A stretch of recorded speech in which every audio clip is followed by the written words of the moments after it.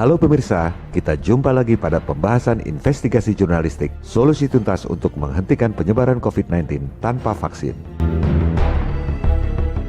Kajian ini disusun bersama oleh portal berita Forum News Network, Presidium Rakyat Menggugat, dan Investigasi 101 Channel.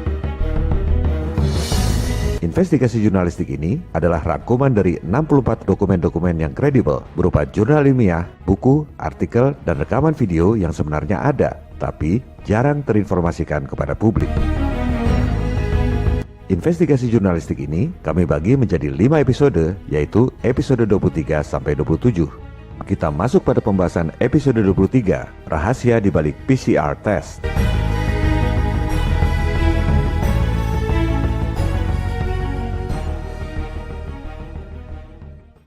Kondisi yang terjadi saat ini adalah Jakarta genting COVID, PSBB. Perkantoran dilarang buka, orang tidak bisa bekerja, tidak bisa sekolah, untuk memutus mata rantai penyebaran COVID. Itulah instruksi yang disampaikan oleh penguasa global yaitu WHO. Ironisnya, di Beijing, orang justru boleh tidak pakai masker. Ini adalah fakta yang menarik. Di Jakarta PSBB, di Beijing boleh tidak pakai masker. Apa sebabnya? Di sini ditulis, karena statistik COVID rendah. Kita lihat datanya. Statistik COVID di Beijing memang rendah. Jauh lebih rendah dibanding Jakarta atau Indonesia. Tujuan dari investigasi jurnalistik ini adalah membuat jumlah korban COVID menjadi rendah, bahkan bisa nol tanpa vaksin. Melihat fakta seperti ini, pasti ada yang ngomong, untung kita PSBB. Kalau tidak PSBB, jumlah korban pasti lebih banyak. Ini adalah opini tanpa dasar. Sama juga dengan mengatakan, untung kita miskin. Kalau kita kaya, pasti sudah dirampok orang. Inilah yang terjadi. Kebanyakan dari kita nggak bisa bedakan antara hipotesis dengan fakta. Apa sebenarnya bedanya fakta dengan hipotesis? Ini adalah definisi sains yang disampaikan oleh Discovery News. Bedanya antara fakta, hipotesis, dengan teori. Kita terjemahkan. Pensil jatuh ke tanah, itu adalah fakta. Kemudian orang mengatakan, pensil jatuh ke tanah karena gaya tarik bumi. Ini adalah hipotesis, bukan fakta. Dan ini adalah definisi dari sains. Pensil jatuh ke tanah karena gaya tarik bumi itu bahkan bukan teori. Teori yang sebenarnya menurut sains adalah pensil jatuh ke tanah karena ruang dan waktu melengkung. Inilah teori relativitas Einstein. Dan itu pun bukan satu-satunya teori. Tapi yang terjadi adalah hipotesis dipropagandakan sebagai fakta. Dari SD orang diajarkan bahwa pensil jatuh ke tanah karena gaya tarik bumi. Padahal itu sebenarnya hipotesis menurut sains, bukan menurut saya. Jadi semua ini terjadi karena kita nggak bisa bedakan antara fakta dengan hipotesis. Hipotesis disebut fakta. Kita lihat fakta perilaku terhadap warga. Di Cina, tepatnya di Wuhan, ribuan orang pesta tanpa masker. Ini adalah fakta. Padahal Wuhan adalah tempat pertama berjangkitnya COVID. Tapi di sana warganya diperbolehkan pesta di kolam tanpa masker. Sementara di Jakarta, anak buah Anies Baswedan, ini kata jpnn.com, bukan kata saya. Anak buah Anies Baswedan gotong peti mati keliling kampung untuk menakut-nakuti warga. Ini juga fakta yang menarik. Kita bicara fakta bahwa di negara komunis gak ada orang gotong-gotong peti mati untuk menakut-nakuti warga. Dan ini terjadi bukan hanya di Jakarta. Di Manado misalnya, orang yang tidak patuh pada protokol COVID dihukum untuk memakai rompi oranye bertuliskan orang kepala batu. Di Depok yang melanggar PSBB disuruh pakai rompi sambil menyapu jalanan. Sementara di Cina, warga Wuhan pesta renang tanpa masker. Mari kita lihat.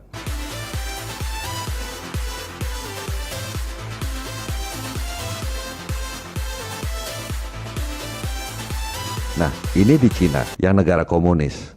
Kalau di negara kapitalis, Amerika Serikat misalnya, Presiden Donald Trump bersumpah tidak akan mewajibkan rakyatnya pakai masker. Tapi ya namanya presiden, tergantung gubernurnya. Bagaimana menerapkan peraturan di wilayah masing-masing.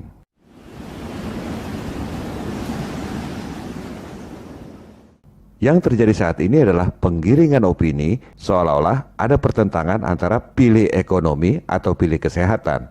Jadi digambarkan yang pilih ekonomi gambarnya duit, bahwa yang pilih ekonomi itu memikirkan duit, sementara yang dikorbankan adalah yang memikirkan kesehatan. Ini adalah analisis dari gambar yang ada. Kemudian ditambah lagi ada arit kematian yang siap mengancam. Ini adalah penggiringan opini yang sebenarnya adalah jebakan konflik buatan Nekolim agar rakyat perang sendiri. Jadi, kalau kita dihadapkan pada pilihan, pilih ekonomi atau pilih kesehatan, yang seharusnya kita pilih adalah kebenaran. Jadi, nggak usah pikirkan pilih ekonomi atau kesehatan, kebenarannya dulu yang harusnya kita cari. Sebab kebenaran ini nggak mungkin mengorbankan kesehatan. Kebenaran juga nggak mungkin mengorbankan ekonomi. Dengan memperoleh kebenaran, dua-duanya dapat. Ekonomi dapat, kesehatan juga dapat. Inilah prinsip dari jurnalisme sejati, yaitu mencari kebenaran sesuai dengan sumpah suci, the truth, the whole truth, and nothing but the truth. Kebenaran, kebenaran seutuhnya, dan tak ada yang lain selain kebenaran. Disinilah perlunya investigasi jurnalistik. Contoh investigasi jurnalistik yang bagus adalah yang dilakukan oleh majalah terkemuka The Economist dengan cover story bertajuk How Science Goes Wrong, tatkala sains dipenuhi perkeliruan. Para jurnalis mengungkap perkeliruan apa yang biasa terjadi di dunia sains, khususnya dalam penelitian. Sebagai catatan, spesies COVID adalah temuan baru sains. Memang majalah ini tidak menceritakan COVID karena ini sudah lama. Yang mereka ceritakan adalah bagaimana penyimpangan itu terjadi, khususnya dalam penelitian, bagaimana sebenarnya temuan-temuan sains itu banyak yang tidak bisa dipertanggungjawabkan. Dampaknya apa, solusinya gimana. Dan kalangan akademisi menerima kritik yang disampaikan oleh majalah The Economist ini. Kalau Anda ketik How Science Goes Wrong di Google, yang keluar bukan hanya artikel dari The Economist, tapi juga berbagai link dari berbagai universitas yang membagikan investigasi jurnalistik ini. Contoh yang lain adalah yang dilakukan oleh dua orang wartawan The Washington Post yang mengungkap skandal Watergate yang pada akhirnya membuat Presiden Nixon mundur. Kalau kedua wartawan ini tidak mengungkap informasi tersebut, pasti korupsi itu akan terus berlangsung. Semangat seperti inilah yang kami bawa dengan investigasi jurnalistik ini. Dan ini semua diperlukan karena sesuai dengan pernyataan yang terkenal dari Lord Acton, bahwa kekuasaan itu cenderung korup dan kekuasaan yang mutlak sudah pasti korup.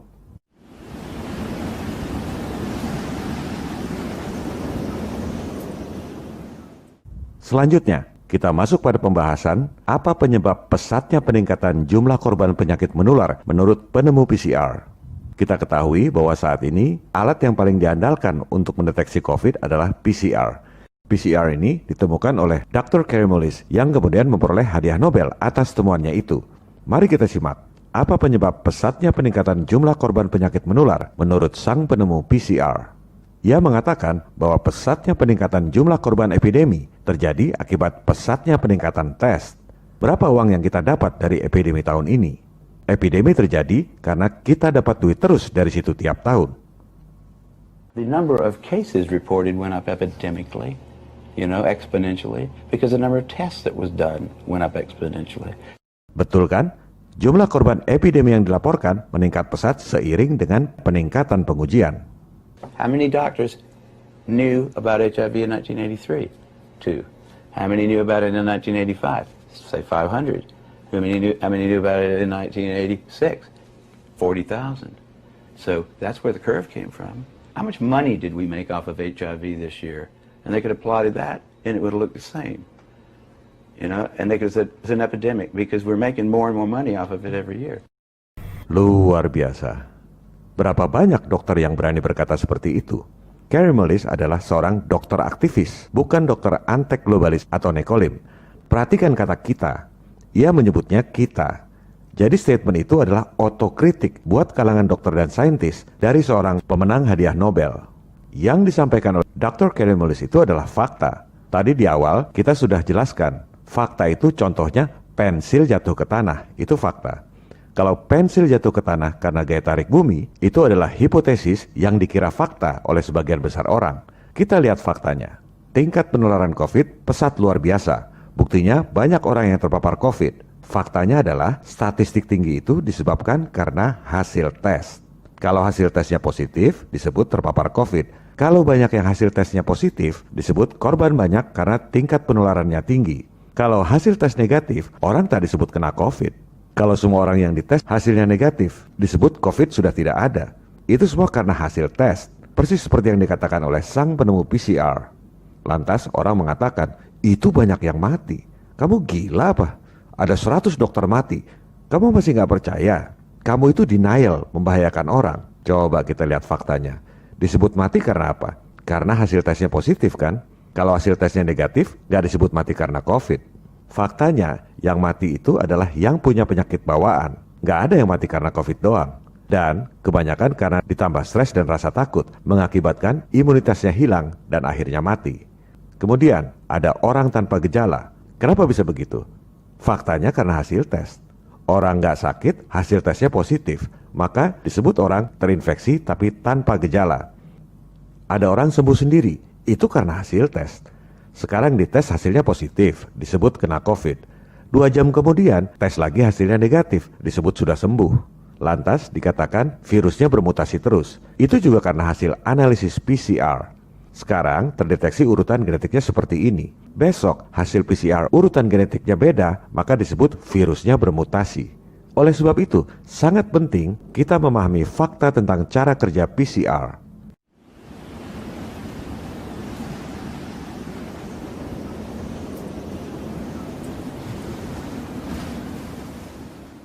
Kita harus tajam dan objektif.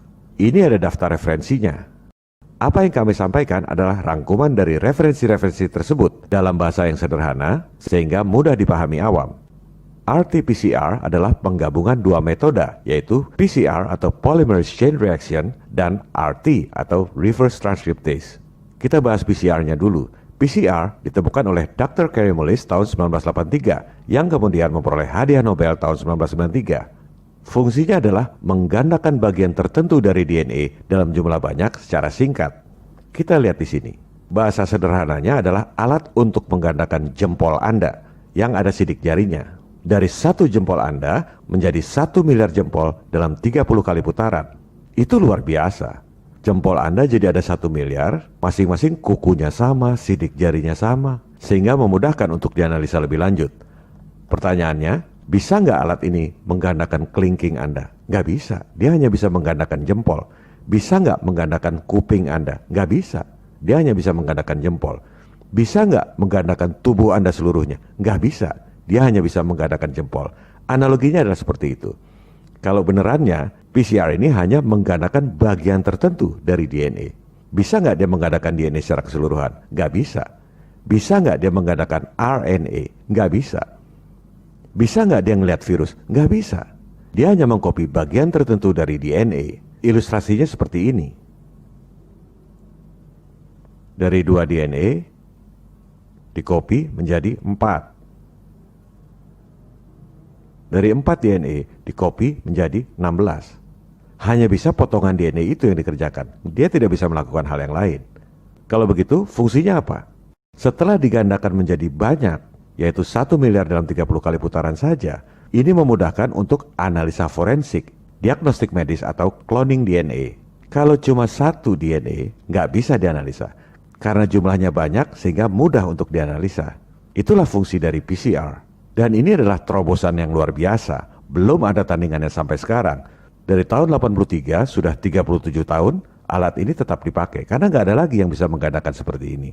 Sehingga penemunya yaitu Dr. Kary Mullis disebut sebagai intolerable genius dari Berkeley. Jadi memang alat ini secara teknis sangat spesifik. Dia nggak bisa memproses RNA atau melihat virus secara utuh. Kemudian alat ini digunakan oleh para saintis untuk mendeteksi virus. Caranya dengan mengekstraksi RNA yang bentuknya satu untai gini, kalau DNA itu yang double. Nah, RNA ini nggak bisa diproses di PCR karena dia hanya bisa memproses DNA. Dari situlah kemudian protokolnya digabung dengan metode lain yaitu reverse transcriptase atau RT yang ditemukan oleh saintis Jepang 13 tahun sebelumnya. Fungsinya adalah merekayasa RNA yang satu untai ini menjadi DNA rekayasa, disebut complementary DNA atau cDNA, C-nya kecil. Barulah kemudian diproses. Karena kalau langsung alat ini PCR nggak bisa memproses RNA. Dan memang sejak awal, Kary Mullis membuat PCR ini untuk menganalisis DNA, bukan spesifik untuk memeriksa virus. Bahasa sederhananya, prosedur RT-PCR adalah ambil sampel, ambil RNA-nya dari sampel, diproses mesin, kemudian dicocokkan. Saya ulangi, ambil sampel bisa dari hidung, bisa dari paru-paru. Yang sekarang ini swab dari hidung. Dari sampel itu, RNA-nya diambil, kemudian dimasukkan. Kita sebut aja ini sudah gabungan, yaitu RT-PCR, diproses mesin, hasilnya kemudian dicocokkan. Terus, vonis bahwa Anda terinfeksi COVID atau tidak, caranya gimana?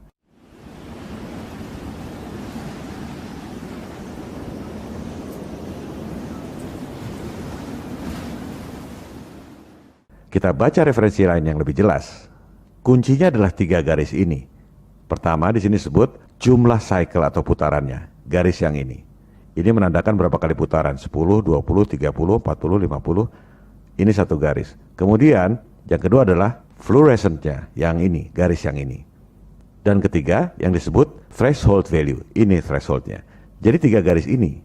Di sini disebut bahwa kalau CT value, ini CT value-nya, ini yang dari RNA yang diambil dari tubuh Anda, kalau semakin rendah ke sini, ke sebelah kiri, artinya terindikasi Anda mengandung virus yang banyak. Terindikasi.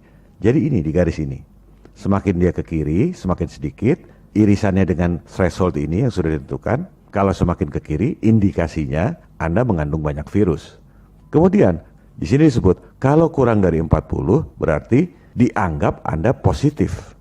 Jadi kata kuncinya adalah indikasi. Kalau semakin ke kiri, bertemu dengan garis ini, indikasinya virusnya banyak. Kalau kurang dari 40 irisannya ini, maka dianggap hasilnya positif. Nah, jadi nasib Anda terinfeksi COVID atau tidak, PSBB atau tidak, di PHK atau tidak, adalah tergantung 3 garis ini. Virusnya kelihatan nggak? Ya enggak. Nggak kelihatan sama sekali virusnya. Ini adalah fakta. Orang pikir dengan PCR mungkin virusnya kelihatan. Padahal tidak. Tergantung settingan 3 garis ini. Kalau kena di sini maka dibilang, oke, Bapak kena COVID. Ya ini karena ngeliat garis ini virusnya nggak kelihatan. Kemudian, kalau virusnya nggak pernah terlihat, urutan genetik COVID-nya yang mana?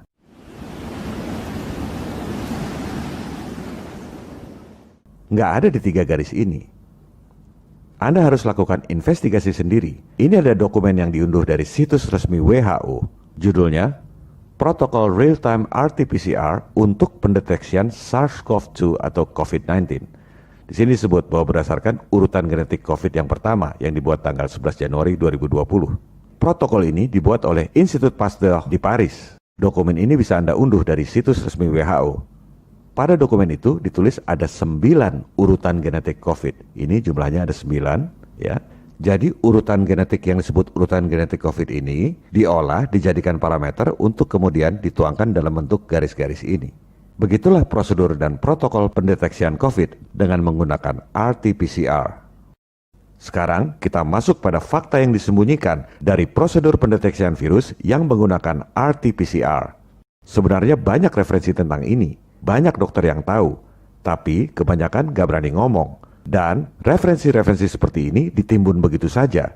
Tugas kami hanya menyampaikan berbagai referensi yang sangat penting yang selama ini tidak banyak diketahui oleh publik. Ini ada referensi dari CEBM, The Center for Evidence-Based Medicine, pengobatan berbasis bukti yang merupakan bagian dari Oxford University. Judulnya, kalau hasil tes PCR Anda positif, Anda terinfeksi COVID atau tidak? Ini baru pertanyaan yang bermutu dan dijawab dengan fakta. Tulisan ini dibuat tanggal 5 Agustus 2020. Di situ ditulis, PCR itu alat yang handal untuk mendeteksi RNA. Tapi, apakah RNA tersebut milik virus menular atau bukan? Gak jelas. Dengan kata lain, tidak jelas apakah RNA yang diuji itu milik virus atau bukan. Kemudian, dalam kesimpulan ditulis, hubungannya dengan penyakit menular nggak jelas, dibutuhkan lebih banyak data untuk itu. Artinya apa? Tidak jelas hubungan sebab akibat antara RNA yang diuji dengan penyakit menular. Kita kembali pada bahasa sederhana, prosedur penggunaan RT-PCR. Masalah yang disebut oleh CEBM Oxford tadi, adanya di pangkal sebelum masuk PCR dan di ujung setelah diproses oleh PCR. RT-PCR-nya sendiri nggak ada masalah. Namanya mesin, tergantung dimasukkan apa dan dicocokkan dengan apa. Itu tidak diatur oleh PCR, tapi tergantung yang make, tergantung panduan prosedurnya. Lebih jelasnya lagi, masalah yang disampaikan oleh Oxford tadi terletak pada prosedur pengambilan atau ekstraksi RNA dari sampel swab dan masalah di ujung dicocokkan dengan apa. Jadi masalahnya ya 2 ini, sebelum dan sesudah, di pangkal dan di ujung. Sekarang kita dengar referensi standar dari DNA Learning Center yang berjudul penggunaan RT-PCR untuk pendeteksian COVID. Kita dengarkan, sampel swab yang diambil dari hidung Anda itu isinya apa? The swab of a person with COVID-19 will contain a mixture of human cells, virus particles, and other microbes. Jelaskan, sampel swab Yang diambil dari hidung Anda berisi sel-sel manusia, partikel virus, dan berbagai makhluk mikro lainnya, yaitu ada jamur, bakteri, protozoa, eksosom, dan mungkin ada virus. Ini yang dimaksud oleh CIBM tadi, tidak jelas apakah RNA tersebut milik virus atau bukan, karena sebenarnya sampel swab itu isinya banyak makhluk. Kenapa kebanyakan orang atau dokter nggak sadar? Karena memang begitu panduannya. Ini sudah terjadi selama puluhan tahun terakhir, sejak PCR digunakan untuk mendeteksi HIV.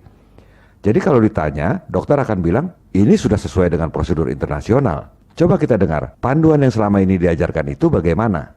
Swab is inserted in the nostril and gently moved forward into the nasopharynx. Then it is rotated for a specified period time to collect secretions that contain the virus. Nah, digambarkan di sini seolah-olah dari hidung Anda itu isinya cuma virus doang. Nggak ada jamur, nggak ada bakteri, nggak ada ingus. Once the lysis buffer is added, the tube is mixed by pulse vortexing and incubated at room temperature. Nah, ini seolah-olah isinya virus doang, padahal isinya ada banyak makhluk. Then the virus is lysed under the highly denaturing conditions provided by the lysis buffer. Kemudian virusnya dihancurkan, tinggal tersisa RNA-nya. Inilah yang diambil. Prosedur ini betul kalau sampel itu isinya virus doang. Kalau ada makhluk lain, nggak jelas RNA makhluk apa yang kemudian diuji. Oke, kita jabarkan dalam bahasa yang lebih sederhana. Jadi, kalau Anda di swab, diambil sampel dari hidung Anda, swab itu isinya ada ingus, ada sel hidung, ada sel imun, ada bakteri, ada jamur, ada materi genetik bebas, ada eksosom, dan mungkin ada virus. Kemudian dilakukan proses ekstraksi. Sederhananya diambil RNA-nya. Analoginya kita mau ambil giginya si Fulan. Kita anggaplah ini sidik gigi gitu ya. Giginya si Fulan. Di ruangan itu ada 10 orang. Ada si Fulan, si Badu, si Budi, dan lain-lain. Kemudian yang dilakukan sekarang ini 10 orang itu dikasih air keras misalnya. Dikasih larutan kimia hingga badannya hancur semua. Nggak bisa dikenali lagi. Tinggal tersisa giginya. Nah, gigi itu diasumsikan sebagai giginya si Fulan. Padahal bisa saja itu giginya si Budi, si Badu, dan lain-lain. Jadi, sebenarnya nggak jelas RNA makhluk apa yang kemudian diuji oleh PCR. Ini masalah sebelum masuk mesin PCR. Sekali lagi, prosedur ini sudah dilakukan selama puluhan tahun terakhir. Ini antara lain yang membuat Dr. Kary Mullis, penemu PCR dan pemenang Nobel, sangat tidak suka alatnya digunakan untuk memvonis orang kena AIDS. Kary Mullis wafat 5 bulan sebelum berjangkitnya COVID. Kalau masih hidup, saya yakin dia yang akan teriak paling keras soal COVID ini. Nah, seharusnya gimana kalau kita mau ngambil giginya si Fulan? Padahal ada 10 orang di dalam ruangan. Ya gampang aja kali, pisahkan aja dulu si Fulan. Si Fulan ini, misalnya ini Fulan, kita pisahkan dulu dari si Badu, si Budi. Setelah dipisahkan, misalnya mau dikasih air keras supaya badannya hancur, tinggal tersisa giginya, nggak ada masalah. Prosedur kesananya sudah benar. Jadi sebenarnya tinggal nambah satu prosedur. Karena di sini sampel isinya banyak, untuk memastikan ini adalah giginya si Fulan atau RNA-nya si virus, virusnya dimurnikan dulu, istilahnya dipisahkan, bahasa teknisnya dimurnikan. Jadi sebenarnya cuma nambah satu prosedur, murnikan dulu virusnya. Kita akan bahas solusi ini di episode 27. Selanjutnya, kita masuk ke ujung masalah. Dicocokkan dengan apa? Virusnya nggak kelihatan, urutan genetiknya juga nggak kelihatan. Hanya ada 3 garis yang dibuat oleh penguasa medis global. Pertanyaannya, kenapa nggak bikin panduan sendiri? Kita buktikan bahwa para saintis yang tentukan urutan genetik COVID pun bisa salah.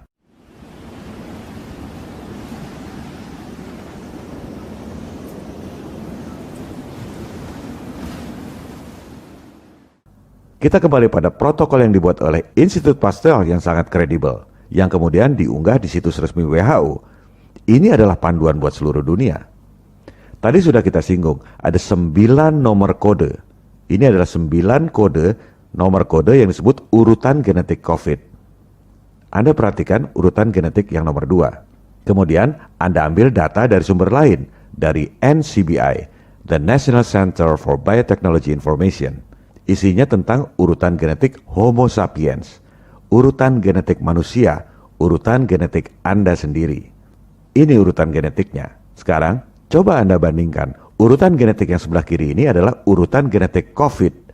Urutan yang sebelah kanan ini adalah urutan genetik manusia. Ini dari sumber yang berbeda. Ya, coba kita sandingkan supaya gampang dibandingkan. Oke, kita ulang dulu sebentar. Urutan genetik COVID itu yang sebelah kiri, yang dibuat oleh Institut Pasteur di Paris. Yang sebelah kanan ini urutan genetik manusia, yang diarsipkan di NCBI. Yang sebelah kiri urutan genetik COVID kita taruh di atas. Nah, urutan genetik manusia kita taruh di bawah. Coba kita sama-sama lihat, ini identik atau tidak urutan genetik COVID dengan urutan genetik manusia. Kita lihat, C, T, C-nya 3 kali, T-nya 3 kali, G, T, T, G, T, G, T, T, G, T. 100% identik. Padahal ini katanya urutan genetik COVID. Ini urutan genetik manusia. Ternyata sama. Jadi, cDNA COVID yang dijadikan patokan tes PCR itu ternyata salah satunya adalah DNA Anda sendiri. Kita kembali pada bagian yang sederhana tadi. Sampel swab dari hidung manusia diproses mesin, kemudian dicocokkan dengan yang katanya DNA COVID, ternyata adalah DNA Anda sendiri, DNA manusia. Ya jelas saja banyak yang cocok. Makanya angka statistik korban itu menjadi sangat tinggi. Ada orang tanpa gejala, orang sehat karena hasil tesnya positif, maka disebut kena COVID. Karena apa? Ya di sini sampel hidungnya dicocokkan dengan urutan genetik manusia, jelas saja dia positif. Kemudian ada pasien yang tidak diobati, ternyata sembuh sendiri dan lain-lain. Pertanyaan yang logis adalah, kalau swab dari hidung manusia dibandingkan dengan DNA manusia, kok hasilnya nggak selalu positif? Kok banyak yang hasilnya negatif juga? Berarti saya bukan orang dong. Nah, disinilah Anda harus jeli membaca fakta.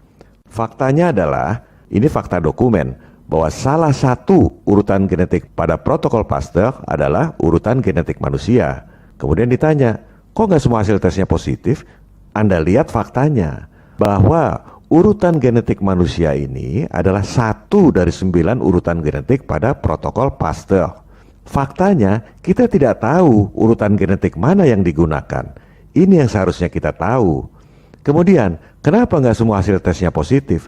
Karena protokol Pasteur ini pun bukan satu-satunya protokol. Faktanya, kita nggak tahu protokol mana yang digunakan untuk tes PCR kita. Dan itu yang kita seharusnya tahu. Dan yang ketiga, kenapa hasilnya nggak selalu positif? Karena sampel swab dari hidung kita ini isinya banyak makhluk mikro. Ada ingus, ada sel hidung, ada sel imun, ada bakteri, ada jamur, ada materi genetik bebas, ada eksosom, dan mungkin ada virus. Nah sekarang, dengan prosedur ekstraksi yang ada sekarang ini seperti main lotre, semuanya dihancurkan, dikasih kimia, semuanya dihancurkan. Kemudian RNA yang tersisa itu diasumsikan sebagai RNA virus. Terus kenapa hasilnya nggak selalu positif? Ya tergantung. Kalau dari hasil lotre ini, sel hidungnya yang diambil RNA-nya, ini adalah RNA dari hidung Anda, dicocokkan dengan DNA manusia, barulah tesnya positif. Nanti 2 jam lagi Anda tes lagi, kebetulan hasil lotrenya yang keambil bakteri. Kemudian dibandingkan dengan urutan genetik manusia, ya negatif walaupun ini sampel dari hidung dibandingkan dengan urutan genetik manusia. Kemudian nanti pasti ada yang ngomong lagi, ini sudah dimurnikan, ini namanya ekstraksi RNA, itu sudah dimurnikan RNA-nya. Iya dimurnikan dari campuran lemak. Si makhluk mikro ini udah hancur semua jadi lemak, nyampur, baru diambil RNA-nya seperti lotre. Bukan ini yang diperlukan, ini adalah prosedur yang memang sudah berjalan puluhan tahun terakhir. Jadi ini prosedur yang sesuai dengan acuan internasional. Yang kita butuhkan bukan ini. Dan ini yang membuat antara lain Dr. Kary Mullis, penemu PCR, paling nggak suka alat ini digunakan untuk memvonis AIDS. Jadi yang kita perlukan di sini adalah pemurnian virus. Jadi pemurnian virus ini beda dengan pemurnian RNA. Pemurnian virus ini makhluknya masih utuh. Virusnya diambil dulu, baru kemudian diekstraksi RNA-nya. Jadi banyak yang nggak bisa bedakan antara pemurnian RNA dari campuran lemak dengan pemurnian virus sebagai makhluk utuh, baru kemudian diekstraksi RNA-nya. Episode ini sudah terlalu panjang. Kita sambung pada episode 24 tentang fakta, itu virus atau bukan. Viva Republik Indonesia. Salam People Power.